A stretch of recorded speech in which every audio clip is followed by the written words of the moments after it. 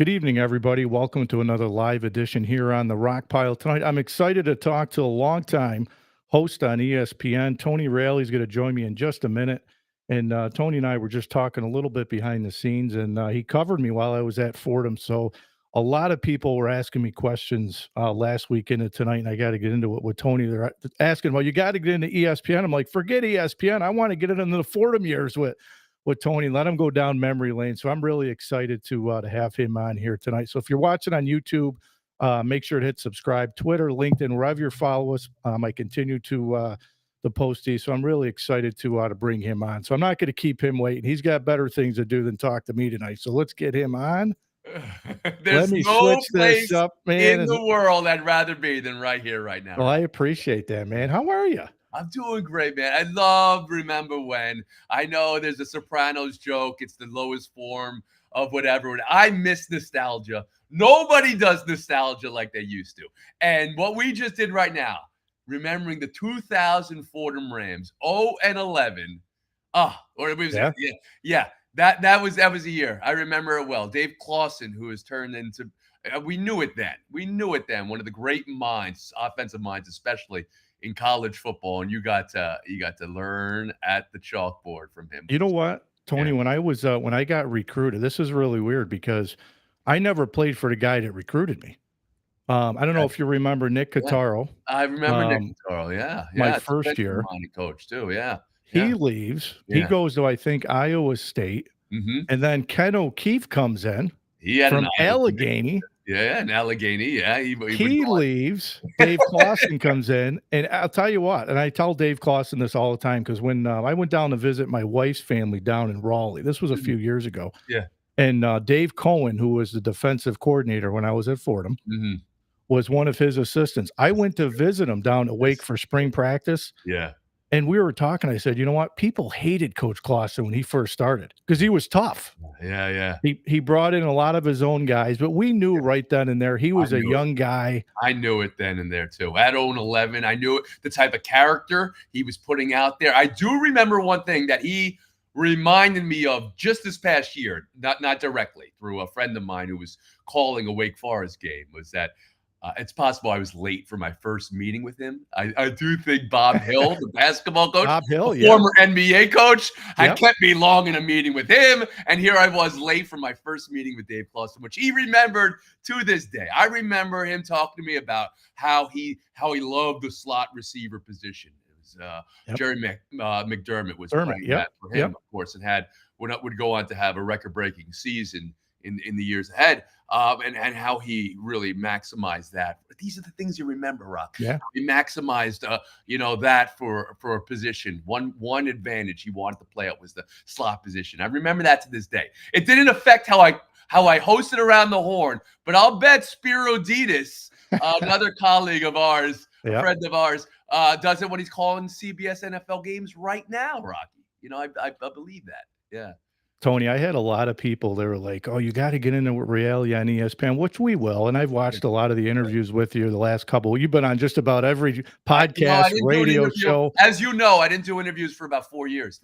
I operated in, for better or worse, a world where I wanted to let the work speak for itself.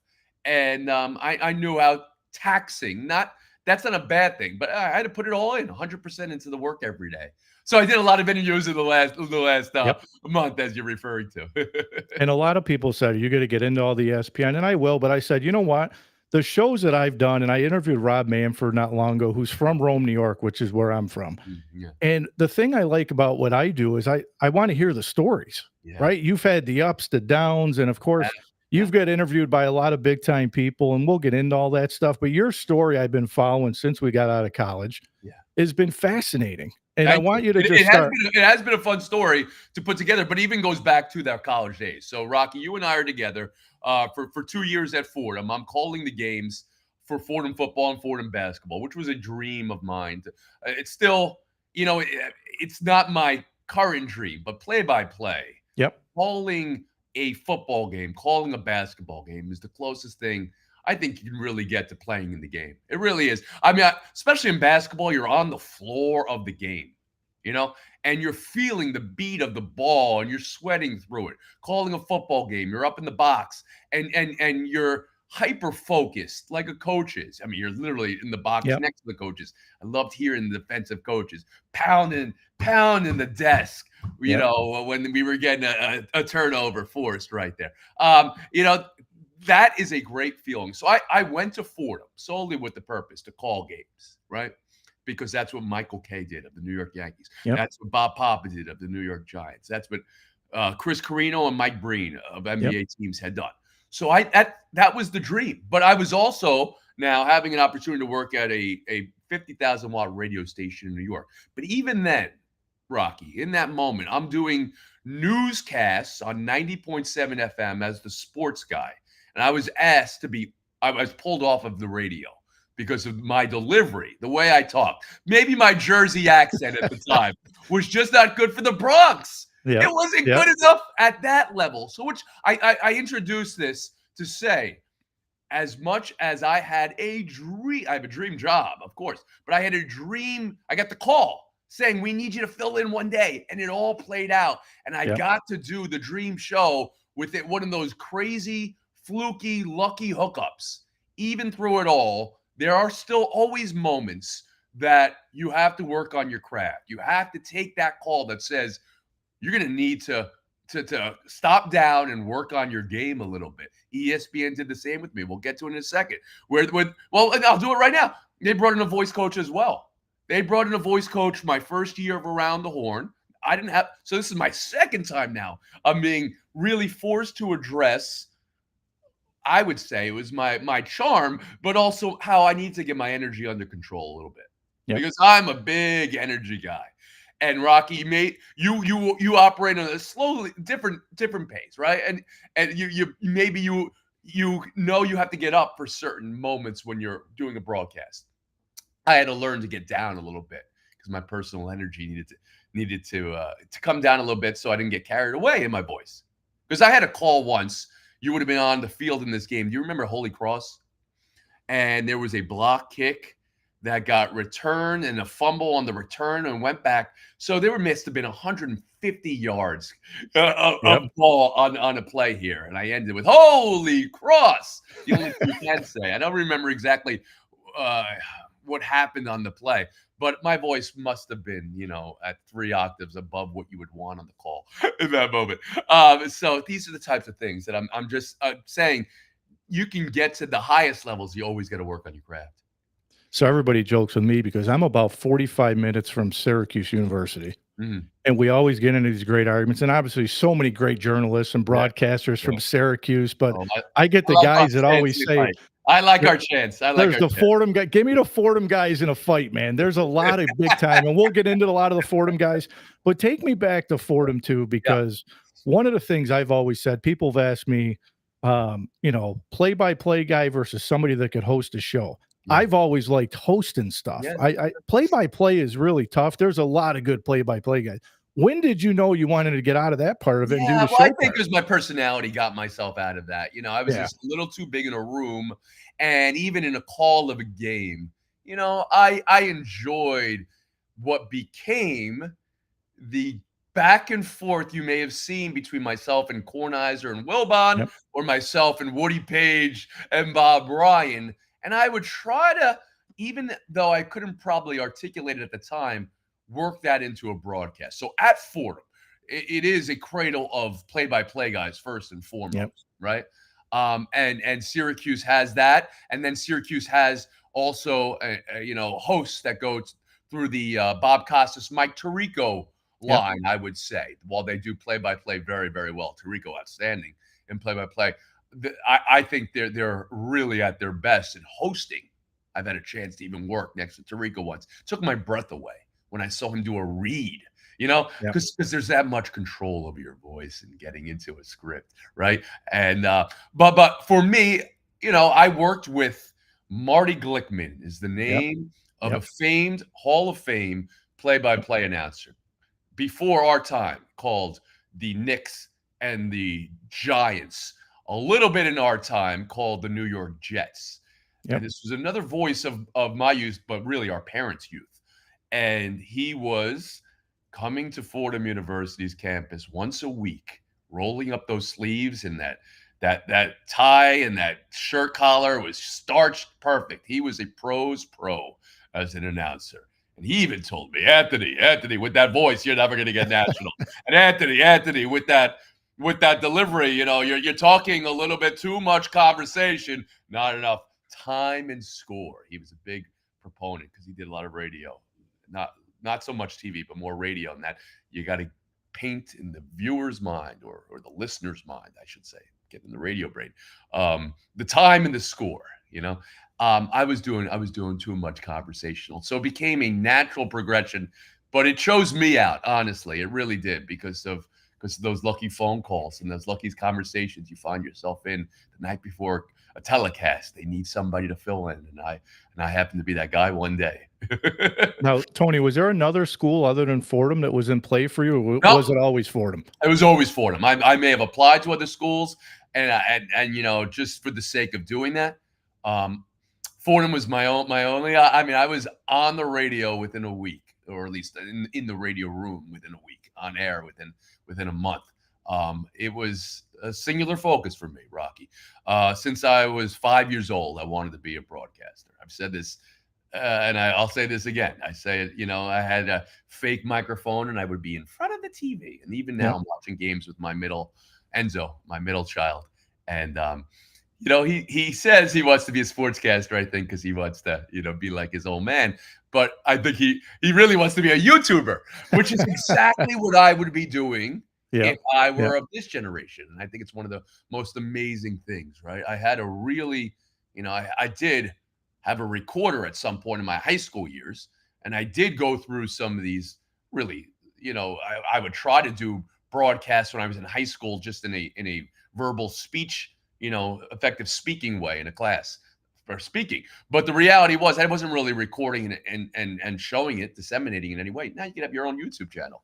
Right. I would be, I would be outside watching recreational soccer and calling those games if I was 12 or 14 right now. No doubt. I used to call the old Nintendo. This is funny because I don't know if you remember, Mark Carney was the quarterback, one of my roommates. Yeah. And he's now filling in as the head coach at Kent State.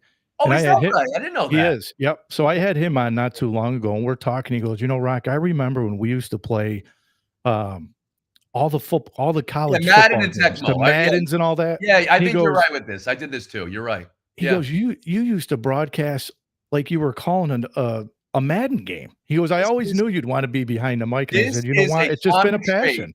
Of people of our nature. I can mention another name from Fordham because I just saw him recently, Andrew Bogish. Yeah. I know I'm best friends with the guy across the street from him growing up in Queens. And he's like, I knew Bogish, and he used to do the announcing of our wiffle ball games. I'm like, I was doing the same thing. It's a very interesting character trait to also want to describe what you're doing. And, you could, I know broadcasters, the heights of the game who for fun just do the play-by-play of their family, waking up and getting breakfast in the kitchen, just to keep that pattern of speech going, because it really is a act-reaction type job. Hosting is different. Hosting, I know, Rock, you have, some questions maybe you have in mind, maybe you have them written down on a piece of paper, but I know you have to actively be listening to me right now. And that's a skill, you have a muscle you have to kind of really work. And it's a different thing, the act of listening. I knew what it took me when I was 25, when I filled in overnight on Around the Horn.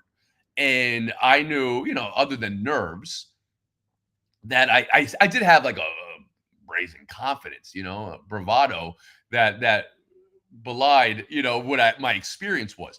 But the fact is, I knew to do the job, I couldn't just pontificate or just have an opinion on TV and people were going to ride with that. I knew I really wanted to get to a place where I could actively listen to the panelists and then make them prove why their opinion is the right opinion on today's game show, because Around the Horn had a mechanism of a game show. And that took years to really feel, and who knows if I would have been given that time or what, just the way it worked out. Some TV shows don't make it 6 months.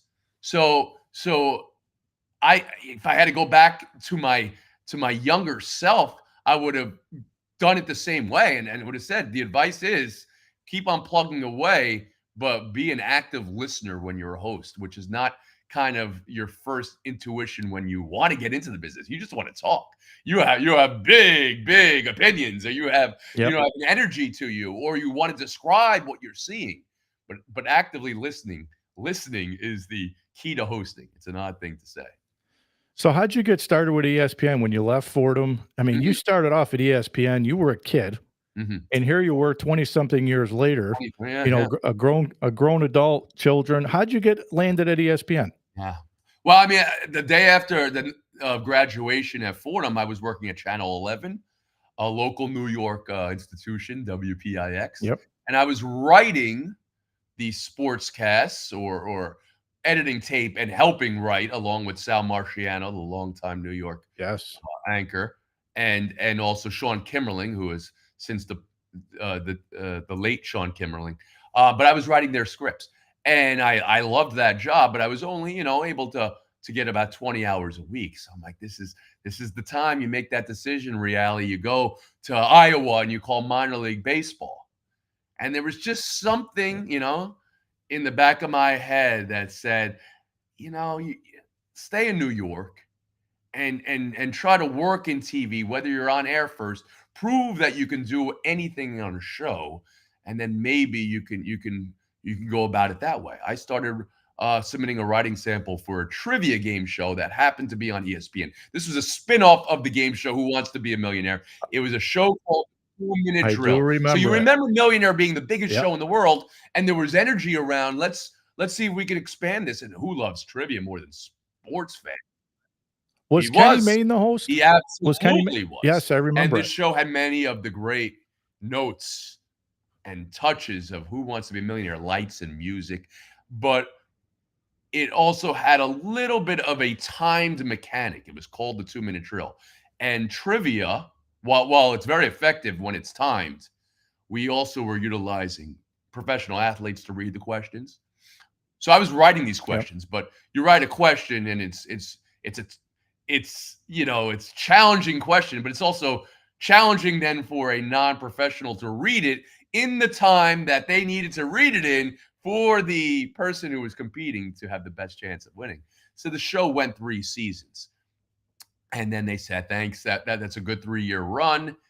And at that moment, just in the office, inner office, bulletin board or maybe email, I heard of a show that was starting in Washington, D.C. called, well, at that moment, I'm not even sure if it was called Pardon the Interruption, but it was definitely going to be based in D.C. around Tony Kornheiser, Mike Wilbon. And you've done the writing now Yep. for, anchors before and for trivia questions. Would you want to do the research and be part of the debate making show, Pardon the Interruption? I interviewed for that job. That's how I came to work for ESPN. I came to work for the PTI show, which is still the number one show of its kind on the network. Yep. I'm proud. Will Yep. always be part of that family. It's a debate show that I learned at the feet of two expert sports columnists, right? The premier sports columnists in the country. But I learned something about TV and what we call content now, Rock. And you know this too. Yep. You're doing a show solo and you have a guest, and some of your guests and you have a dynamic. We know each other. Those guys weren't just friends. They weren't just mentor-mentee. They weren't even just brothers from another mother. They were a married couple. TV works on dynamics. You show me those two guys in a newsroom for 5 seconds. You walk into that newsroom, you would have walked out saying, that's a TV show right there. Those guys are at each other's throat, but they have an ability to love each other. And I love that dynamic, Yep. where you can be at blows with somebody and then also be embraced in a hug by the end of it. That's that to me. So I was writing and researching that show at 23 years old.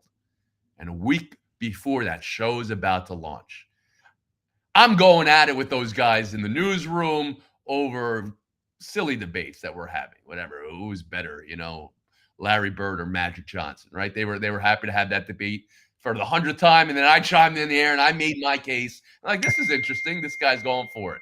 But then secondly, we had to work on the camera people a little bit, the camera shots. And Tony and Mike wanted to sit in the chair just for a few seconds. And then I sat in their chair and I showed something that I showed at FUV, which was, some chops. I had done call-in shows. I had done my games. I was comfortable with a microphone in front of me. And they made me the sidekick. This is a week before we went to air, Rocky.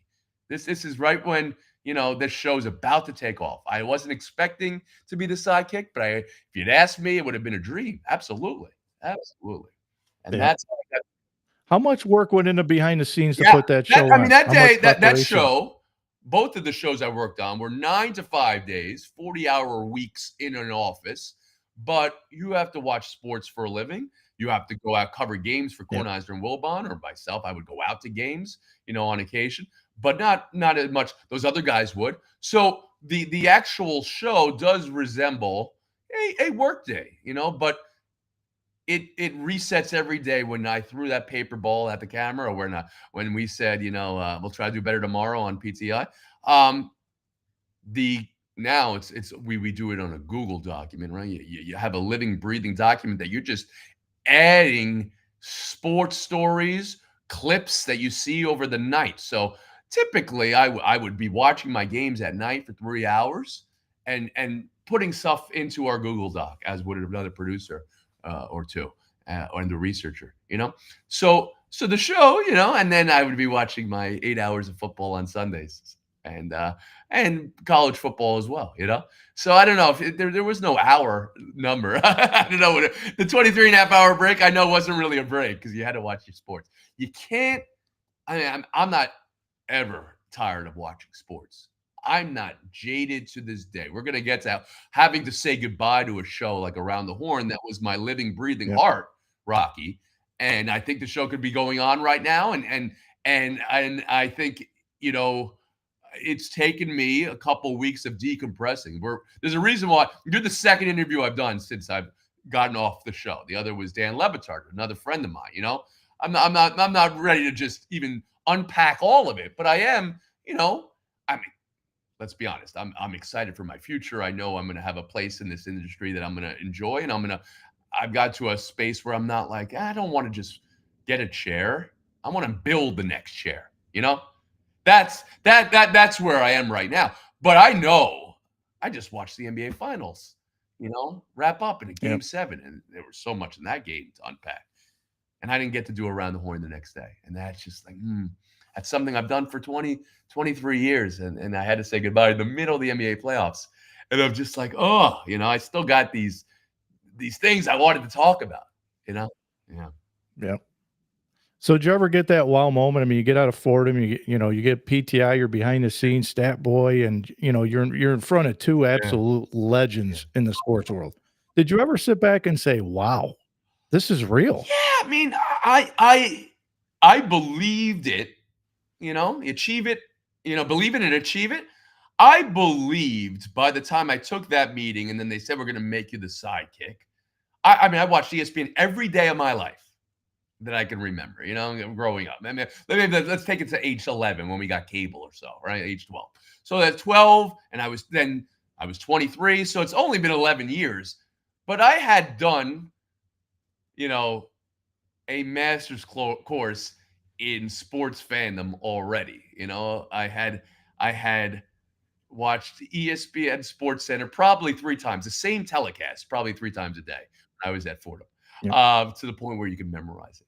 I had certainly been in places because of my role at WFUV, where I had interviewed both you, Rocky, and Derek Jeter on the same weekend, and Bavon Robin and Greg Griffin and Mike Piazza on the same weekend. I was covering the Yankees and the Mets and the Giants and the Jets, when I was at Fordham as the station beat reporter. So I had been around World Series games and by extension, elbow to elbow with Bob Ryan and Frank Isola, guys I would then do 1,000 TV shows with. Amazing, right? So I had proximity to the bigs of the business at a very young age. So I didn't have any like, wow, pinch me, I'm here moment, because I had already had gotten that at Fordham, which is why, again, um, I put the Fordham, broadcasting and School of Communications up against anything. I had been with the pros by just sheer, you're in New York, you're covering the Yankees. It's if you're in Syracuse, you're having a great time covering, the Big East at that time, and a great program. But Yep. but I was covering the World Series for the Yankees. So the long story is, the long story that I just gave you is a short answer. I felt it. I believed it. I thought the show was great from the first week in, as much as Kornheiser and I have a healthy cynicism, or skepticism to stories and things like that. Contrarian type views often. Wilbon, I think we all knew that the show was really solid, and I began to spread my wings in ways that were just not the sidekick on the back end of the show. I started to now use a producer acumen I had to do some of the game segments we have, because I like hard hitting sports news, and I also like goofy stuff. I'm a personality guy, so I love the idea that Yep. Kornheiser and Wilbon would dress as cops, and we would play good cops, bad cops. And that was my idea. I said, let's get them in the outfits, and we'll figure out a game after that. Odds makers and what's the word, which is just basically Mad Libs. But I wanted smart guys to use big words to describe, the news of the day. To me, it was fun building out the show like that. So that's where my focus was. Like, how can I really put these guys in a position to win? And that the show got even better as the year or two went on. And around the horn, you were a guest on the show Yeah. numerous times, right? You would guest That's host a it different numerous thing times, now. and I think you That's a took different thing. over. I didn't have the bravado, or I mean, other than I knew I was on the next show, so audience may know me. But when I got a phone call saying, can you, or even a knock on the door, because we were in the studio next door, and they said, we have a problem with our studio today. Can you fill in for Tim Kalishaw? And I was supposed to be a Yep. sports opiner in that moment. The first 7 times I filled in on Around the Horn, those were nerves. That one was like, yeah, I have to come off as an expert, right? And in your mind, you're like, I'm gonna fake it until I make it. But I don't know if that's the best strategy. I wish, I mean, I would advise anybody, and I do when I would pass this advice on to you now as a host of a show, but I do it with, an example would be any new panelists we would have had on Around the Horn. I want you to be yourself. And I know I wasn't being myself when I was in those first appearances on Around the Horn. I was trying to be what I thought people wanted the panelist or host to be, right? And while that is an understandable strategy, I would say for my own, I was noisier than I wanted to be. You have a great title here, Mute the Noise. I can be loud. I have no problem with volume, but there's a lot of noise that comes with my train of thought. I want to get everything out. I want to show you how smart I am at all moments. That's what I was trying to do at 20, 23, 25, and I was guesting on Around the Horn. And it took, intention to kind of try to scale that back a little bit and think of one or two things you want to do, even in an answer, and not try to give you an eight topic answer, right? Does that make sense? You're trying to do too much, and sometimes less is more. I look at the media today, and you're fortunate. You had Around the Horn for so many years, and I look at the media today versus the media from, when you got into the business, over 20 years Mhm. ago, even longer than that. What do you think? What are some of the biggest changes that you see nowadays? There's much more competition Sure, now, sure, right? sure. You're probably the biggest free agent out there. But what's changed on your end? Yeah. How much has I changed? mean, even the nuts and bolts of it, right? I mean, how we consume sports is a little bit different now. But even how, let's say, a sports fan consumes highlights and discussion. I mean, my first 5, 10 years of Around the Horn, I think I was writing highlight reads where you're describing what happened, because you didn't assume everybody watched the game, because not all games were and then you're breaking down games. Now it's much more reactive, and somebody has seen the highlights. I mean, the viewer's experience is much more reactive. You've seen the highlights immediately on Twitter, or you have already, and now you're trying to approach the topic a little bit differently. So I think how people consume sports has dictated that. Certainly around the horn and PTI before it, first and foremost, began a saturation of market on sports debate, which is not a bad thing. I don't believe sports debate needs to be one thing. It can be all things, right? By that I mean, you can have former athletes talking about it, and you can have reporters talking about it. I believe you can have, fans even, and I do think we're at the precipice of being in a place where the viewer and the fan has a voice involved in the greater media because of what social media has become. Yeah. So I think that, to me, honestly, social media is probably the biggest change. I mean, that has happened in the greater sports fans' experience, because they feel they have a voice now. They do have a voice now, and that's wonderful. And there still will be a place for people who are journalists and, of course, athletes. And I still am bullish on the industry. I still am. I know some of my friends believe sports media is broken, and I believe there are more opportunities to get more voices out there. That's always a good thing. Who have been some people, whether it's in the industry, not in the industry, that have kind of been role models for you? Yeah. I have inspiration. I mean, I'll say that first and foremost. I went from trying to gauge what sportscasters I admire and like, and some of those names are names, of course, Ernie Johnson. I liked his broadcasting style in some ways. Now, we're not the same guy in that I am my energy runs at a different level, let's say. Mhm. And he is cool and even keeled in some ways. And maybe I admire him quite a bit and everything I seem to know about his character. But what I most admire from, and I took from his sports hosting acumen, is that he ascribed to a school that was the host is the point guard, right? Which is, you set up the play.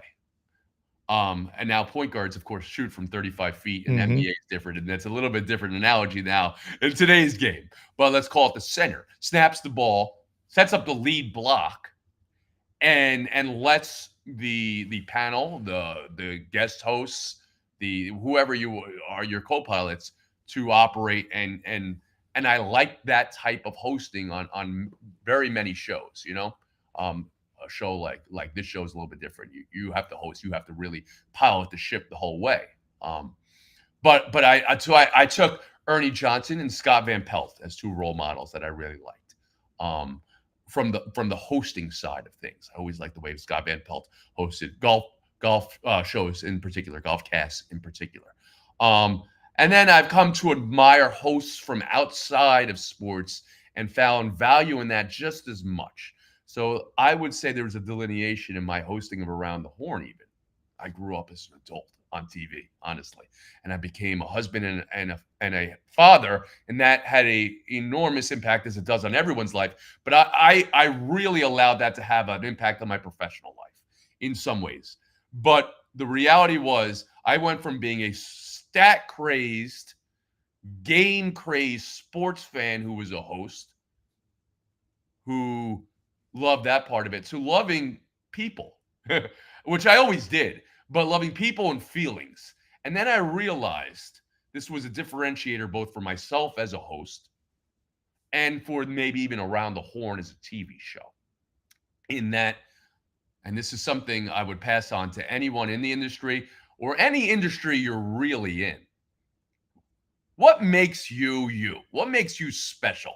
And let's all admit you're special. You have your job for a reason. Let's go ahead. Be the movie star in your own movie, right? This is not an ego thing. I use a term, self-full. Mhm. You gotta have.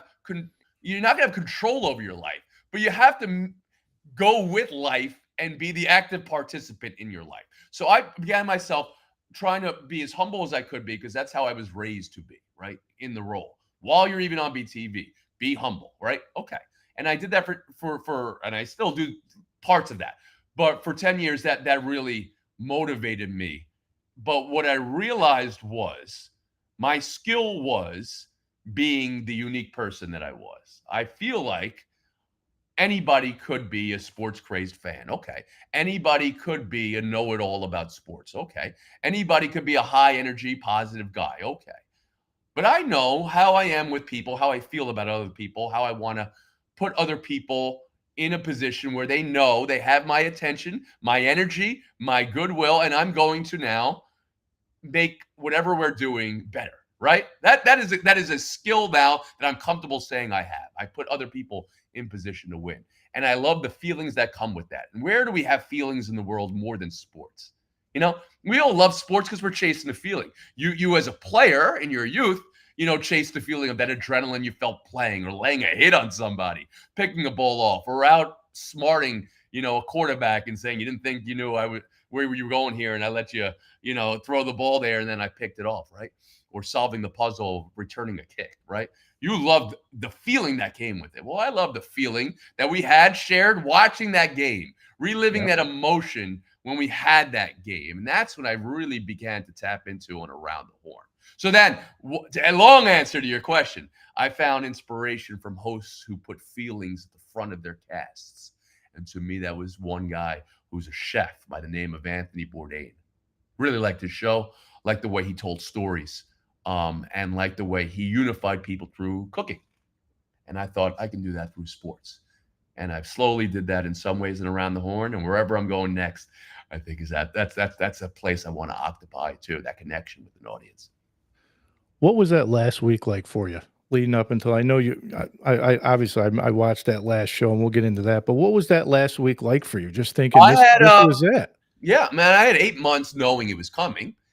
Always thinking I could change their mind, And you really never got an answer, right? Well, I mean, yeah, we could say that. I mean, I have an answer and I don't have an answer. And I mean, I'm happy to talk about it with you. But I've moved on from it. But my point is, I'm very sure that the network wanted to go in a different direction. But I knew the other parts of it, that our show was working. Whatever metric you want to use to describe working. I know our show was working on some levels, right? So I always thought I could change their mind. When it became clear they weren't going to change their mind, I thought, I want to go out. Nobody really ever gets to go out the way they want to go out. But I came as close as somebody could, which is to say I brought back just about everybody who was on the show in some way. So we can, we couldn't bring back everybody, but in real time show what gratitude is, because I wanted to show people the emotion, the sentiment, and the feeling of gratitude. While talking about the biggest topics in the world, we never lost sports along the way. But that last week, being able to get Jackie McMullen back on and get Bob Ryan back on, and get put Woody Page in the rightful place that he deserved to be in, and Bill Plaschke, that was important to me. And then showing the seeds that those guys planted that led to many other names and faces that have become and have risen to the heights of our industry, the Mina Kimes and George Sedano and Israel Gutierrez and Clinton Yates and these people. So I want to make sure that the audience knew that the impact they had on our show, that they knew the impact they had on me, and vice versa.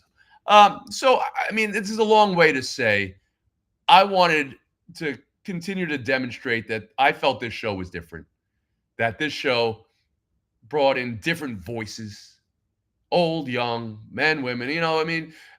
It's become almost in vogue to not care about differences in people right now. I mean, because it was stressed so much, and I can understand that criticism. For me, I wanted to hear all voices. I really did. And I feel like we did as good a job as any TV show has done in putting as many people out there that could demonstrate why their voice had value. And I feel they all did. So I got to ask you the prep question for this one too. So a lot of people have asked me to ask you. Yeah. So your guests that were on there, your panelists. Yeah. How did it work with, as far as you guys knew the topics? Obviously you did. Yeah. No, I told them we had a call. They knew the topics in advance. And sometimes they would even know the question I was asking, the direct question I would ask. And sometimes I wouldn't ask that direct question once I got into it because something else pulled at Mhm. me in the flow of a conversation, right? So the most important part to me was that we were having what I felt and what has become a cliche to some people, an authentic conversation. I didn't want to just do, Alex Ovechkin scored the NHL record goal 895 last night. Is he as important to hockey as Michael Jordan was to the NBA? Right. Right.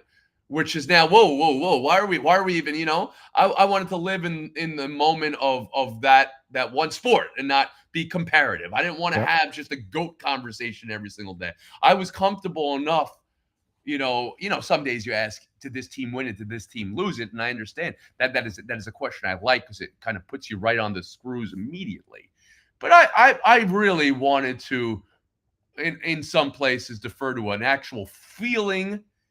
A person we have known was covering games, either that game or the games like that in the past, who was interviewed, maybe that athlete or maybe somebody who's in a similar situation.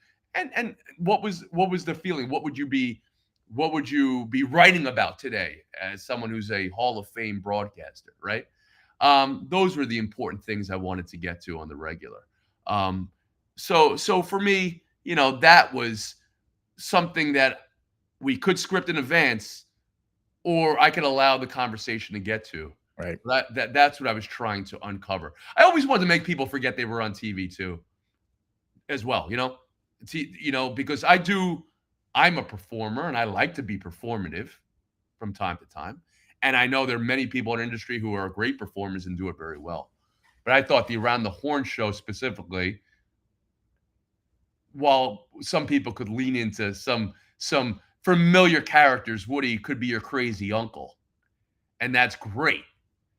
But other times, I want him to be his genuine self. Give me, because I know that guy in there. Give me the real deal. Give me the one-to-one of who you are off air, on air. That's one of the things I always try to convince sports reporters, which is not an easy thing to be, because I understand they're not television performers in general, but be yourself, please. Your show was like family, though. When you watched your show, it was like you were kind of sitting at a bar, just shooting a breeze on sports, and you could tell you're the point guard that made that show go, and your job was to make everybody around you better. Yeah. And watching your show was like nothing was scripted. And I think those are even like podcasts. And like tonight, I have a whole thing in notes. I didn't get to hardly anything I wanted You to can talk still with you get to about. it. I'm not going anywhere. You know what I mean? I know you got your time. Yeah, But I here's the think thing. that's what made it special. Here's the thing. Yeah, that was intentional. There's got to, just like with there's work. That work that goes into it. So that was a little sleight of hand that made it really seem like it was as breezy, but it was the DNA of the show. I can be almost borderline delusional with how I talk about how I put the show together, because it will sound like art. Like I was trying to make art, and it was ESPN's Around the Horn. But I thought about my favorite moments in my life: the dorm room at Fordham, the Sunday dinners at Grandma's house, where my two grandfathers, Rock, were best friends growing up in the Lower East Side of Manhattan. They happened to have children who married each other because the families were close, right? That's my existence. So my two grandfathers, and then my father and my uncles, will get to drag out fights over pinochle or whatever card game or the ball game they were listening to or watching, and they would love each other at the end. And that was something that you grow up as a kid. Why are they yelling at each other? What? Wait a second. Yelling's not bad. Yelling's not bad. They love each other. Look at this. That was really what I was going for. It was. It sounds silly, but it really is. It sounds like Sundays back in my household growing Exactly. up. We grew up the same That's just way. how it was. Yeah. No, that's how it was. So there's a reason why, and this is another thing I'm part. It's a relatability, right? You can relate to that. You can relate to a crazy character in the show because Woody reminds me of an uncle, right?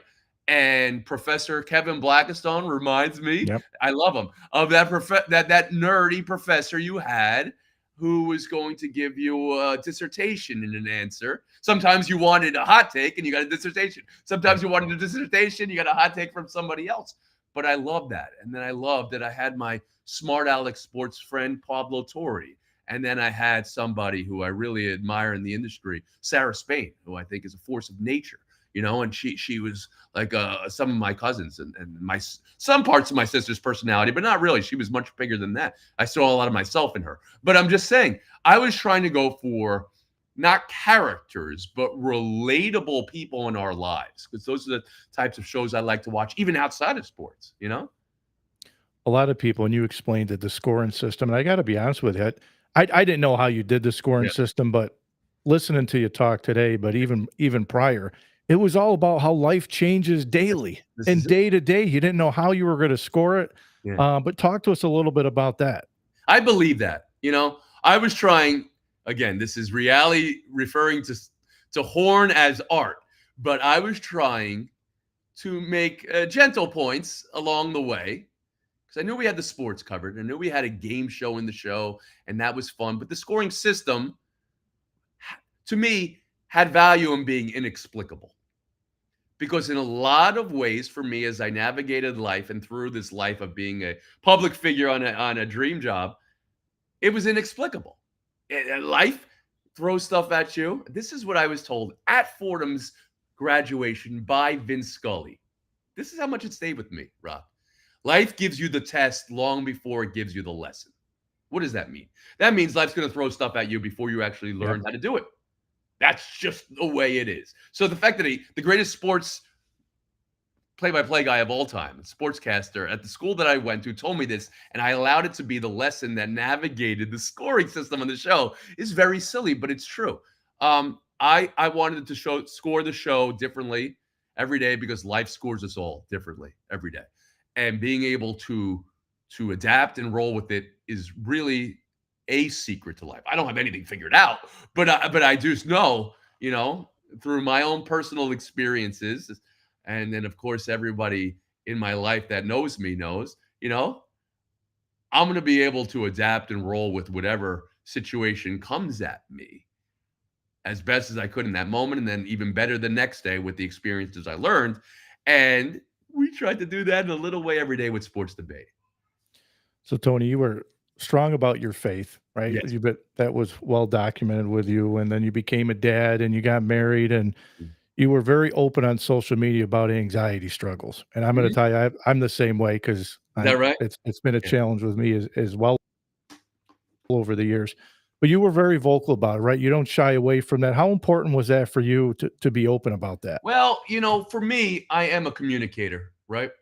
As I turn on a light here, and I really apologize for not doing this before. Okay, let me see how this is. All right, here we go. Sorry, the kids took control of what is our studio here, our studio. And so for me, I learned early on, I'm best talking through things, and that's not even just talking through things in my head, talking through things out loud. But I also learned when you do that, I mean, that there's some vulnerability. You have to be prepared to show some sides of you that sometimes there's that voice inside you. Don't tell people about this. You don't want people knowing about this. But in me, I knew that there would be benefit for me getting it out. And then I saw, if I'm going through it, that could help somebody else out. I have people in my life who Yep. do things the exact opposite way. I'm married to the greatest person in my life, and I know she didn't process losing Amadeo in childbirth, a stillbirth that we had, that I talked about on the Yeah. TV show, and it's been very much a part of my life that has both brought sadness, but has brought something that has become very full and a positive feeling in my greater life, right? And being able to communicate that to people on a sports TV show, but have it return to me, because it's a pay it forward thing. Those people then begin to process things, and then they pass it forward in their lives. I recognize that early on, that when you're in a public position, there could be benefits to that for other people. So my point is, I was going through generalized anxiety disorder, probably all of my adult life, but it became very pronounced when I had children. and this was not something that's commonly talked about by men, right? Uh, while I'm hesitant to call it postpartum anxiety, it was at one point in my greater sorting out of this described as that, and I've called it that in the past, but I don't know if I would. But I would just say I needed to impart to men, and I know how many men watch our show, a percentage of men, that Yep. you have to get your feelings in order, whether you communicate them out loud or not to a therapist or not. I mean, that's not my that was my decision to do, and that may not be anyone's decision to do. But giving voice to feelings in any way, even an internal voice to your feelings, demonstrates that you are now at least thinking about it and not just letting it hide in the recesses of your body. Because when stuff doesn't have a voice, it has a way of just kind of just hiding in the shadows and then coming out in ways. Maybe it comes out in some ways. People have a temper. Some ways people have visceral reactions where anxiety gets them to be breathing heavy. The panic attacks that some people maybe have experienced or at least see in movies, right? For me, I was having it all. I was having what I felt was postpartum. I was having panic attacks, and then I had a very, very pointed moment where we were at delivering Enzo and losing Amadeo, and I knew that was something when I wrote the eulogy for the Mass for Amadeo that I wanted to share publicly because I thought people could benefit from a public discussion about that. So I did it first on social media, but then I was invited to do it on the TV show, and I'm very happy I did. It still remains to me a proud moment that made my loss, our loss, like I said, be a very full feeling. And now I don't, my fear was I was going to think whenever I thought of Enzo's birthday, I would think of Amadeo's, holding Amadeo and burying Amadeo. And the fact is, I think when I think of Amadeo, or when I see twins, or when I think of anything, I think of the lives that have come back to me to tell me they were touched by it, and how they've experienced similar things, or how it made them pursue getting their feelings under control in a little way, whether it's through talk therapy or not. So take us back to the last show, and when I watched that last show, your ending, I thought of Kobe Bryant speak when he said "Mamba Yes, out" and you put the mic down, and you put the mute button down. Did the last show go the way you thought it would go? Did you get everything out the way you thought you would? I was trying to do a couple things. I was trying to in the first 3 minutes, show a side of me. Everyone knows I love the movie Goodfellas. I like the art of Goodfellas just as much as I like the Italianist, but I do love the Italianist first and foremost. But I love the art of it and the cinematography. So I did a shot that harkens back to that, but I did it for a reason, to show everybody who works on a show that doesn't have their face in front of the camera, right? So that was one thing I wanted to make sure I showed you, our producers and our camera people and all these sorts of things. So I was able to do that in 2.5 minutes in a way that I liked. And my children got just to get the people that are important in my life. I needed to make sure our greatest of all time, whatever the 8 panelists that were able to get on that show get there. But I did wanted to once again affirm to the viewer what they just experienced was a show that has scoring system that maybe flummoxed you on the scoring. But this is what the scoring was. It was like life. Please roll with life. And then wanted to underline that sports was about connection, and the way we connect with sports, but the way we would connect with others. Right? I thought of 2 things, Rocky. Are you a wrestling fan at all? I grew up with wrestling a little bit, but I'm not a fan now by any stretch. But the actual placement of the mute button on the floor, it may have been Mamba out, but for me, I was thinking of wrestlers. I always liked the romance of wrestlers putting their wrestling boots in the ring and walking out.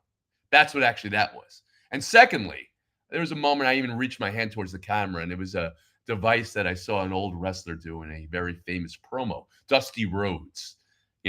And that wasn't even the wrestler I grew up with. He was more in the South and doing these things. But I love the way sometimes wrestlers did promos. These are things I would watch on YouTube. Could watch Macho Man Savage do promos for an hour, right? So Dusty Rhodes, he gave his hard time speech and he used his hand. Gather for me, he said at one point. And that was one of the things I was doing. We're trying to physically show a connection between the host of this show and the audience. Thank you. I mean, it's just about gratitude again. So I absolutely got everything out. I didn't need to do everything. It's a 23-minute show. We had 4,953 episodes. I think I was comfortable, happy, and thrilled putting my full self into the show all those 23 years. I didn't take a second or third job, really, or take on the podcast. I wanted to do Sports Center. I wanted to give everything I could to this show and ride it to the end. I see value in that, basically a full day's work, right?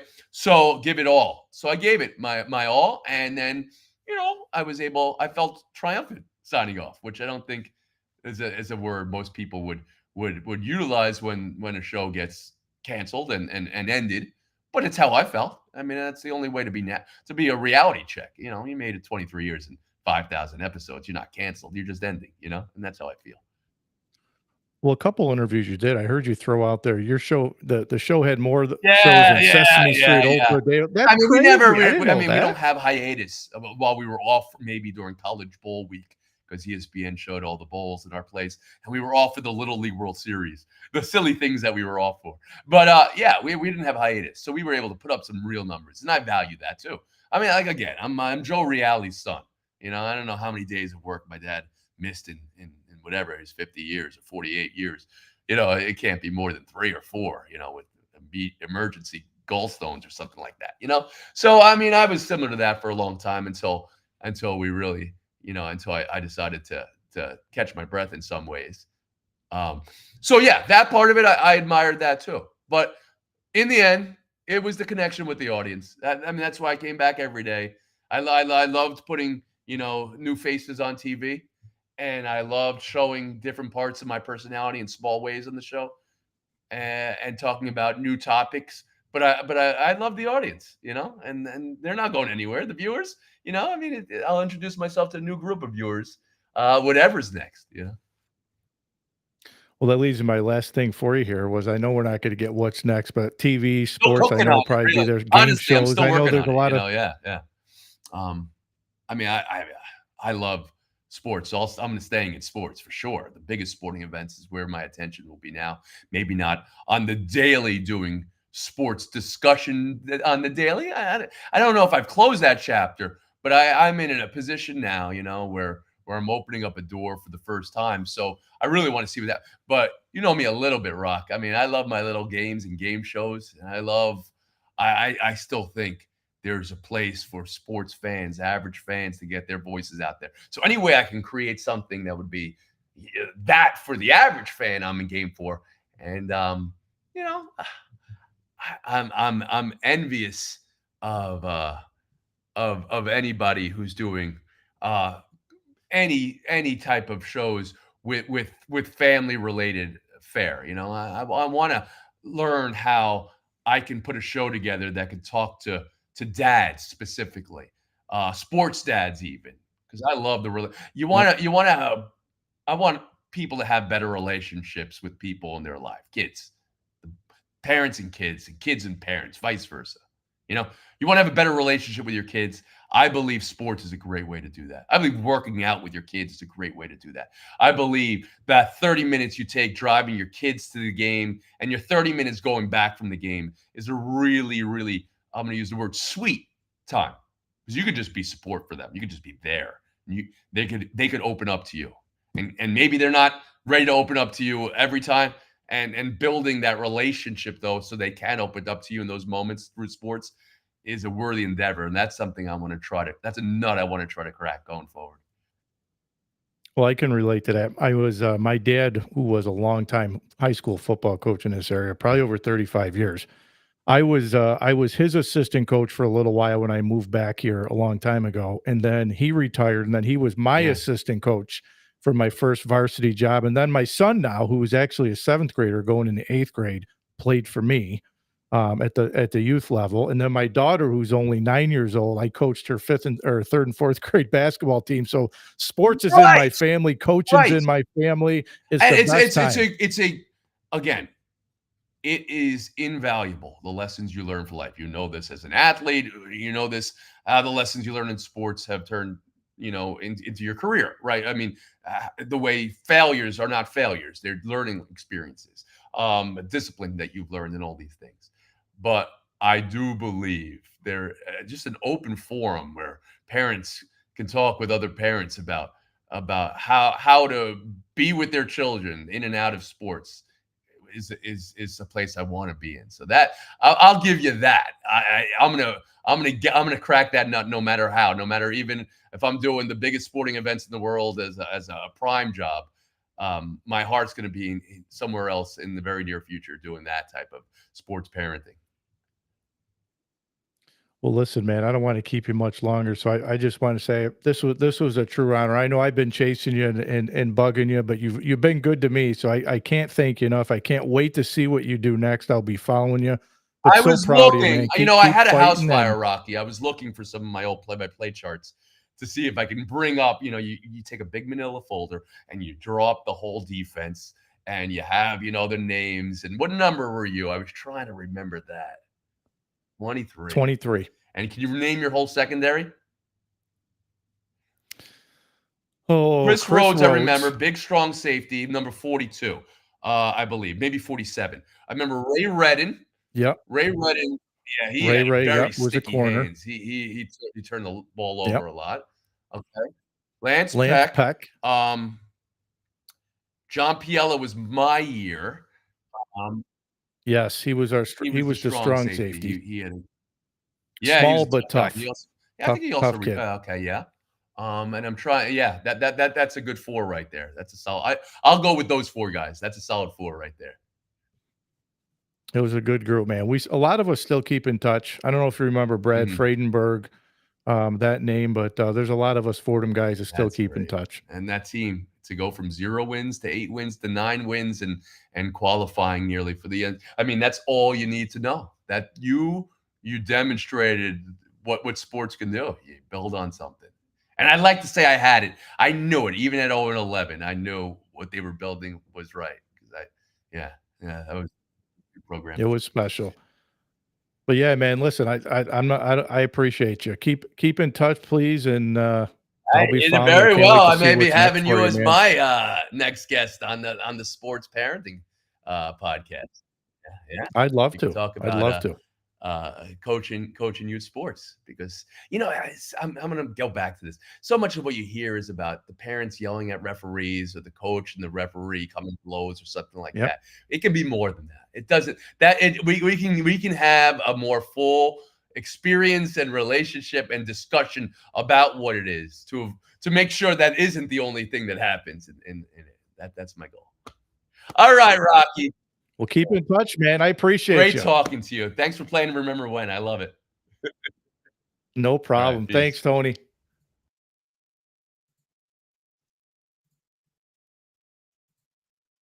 Let me just fix my screen here.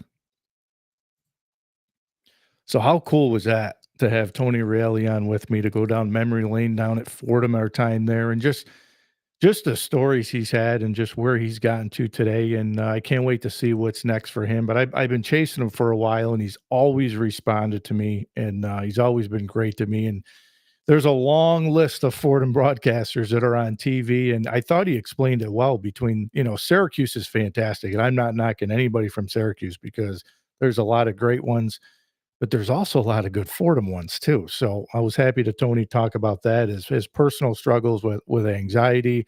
Talk to us a little bit about the scoring on the round the horn, his time on PTI, Pardon the Interruption with Tony Kornheiser and Michael Wilbon. And then, he got a shot in 2000. He was a young kid who grew up right in front of us. So if you follow PTI and then you follow around the horn, here's this 20-something-year-old kid while at Fordham, covered the Yankees, covered the Mets, covered all the big platforms, and then you saw him grow up in front of our eyes. And he's first class, like many of the Fordham guys that came before us as well. So I want to thank Tony for tuning in here tonight with me. Much appreciated that. Hopefully you enjoyed it tonight. The playback will be up on Facebook, YouTube, Twitter, LinkedIn. You can hear all the playbacks too, wherever you listen to your podcast. So I really appreciate everybody tuning in tonight. So as I always say here, the Rock